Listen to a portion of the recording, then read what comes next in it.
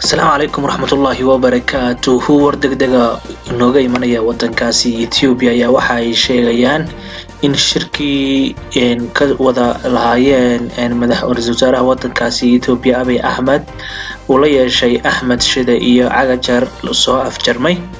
Ra'iisul wasaaraha dalka Ethiopia Abiy Ahmed ayaa maanta magaalada Addis Ababa kula kulmay madaxda ugu sareysa ee maamulka Soomaalida ee Ethiopia. kulanka ra'iisul wasaaraha iyo labada nin ee isku khilaafsan hab maamulka dowladda deegaanka Soomaalida ayaa waxaa lagu sheegay inuu is-afgarad ku dhamaaday. war kooban oo lagu qoray bogga Twitter-ka ee ra'iisul wasaaraha Ethiopia ayaa lagu sheegay in Mustafa Cagajar iyo Ahmed Shide ku heshiiyeen sii wada shaqeynta iyo in laga wada shaqeeyo horumarka wadanka iyo ismaamulka Soomaalida ee Ethiopia. Todobaadyadii la soo dhaafay ismaamulka Soomaalida waxaa ka jiray khilaaf u dhaxeeyay wasiirka maaliyadda Ethiopia Ahmed Shide oo sidoo kale ah gudoomiyaha xisbiga dimuqraadiga shacbiga Soomaalida ee madaxweynaha ismaamulka iyo madaxweynaha ismaamulka Mustafa Umar Cagjar.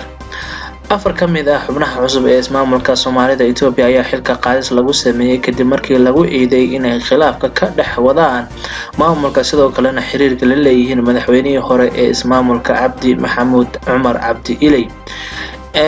waxaa soo baxaya in iminka la xaliyay khilaafkii u dhaxeeyay labada nin ayna ku heshiiyeen in horumarka wadanka laga taliyo.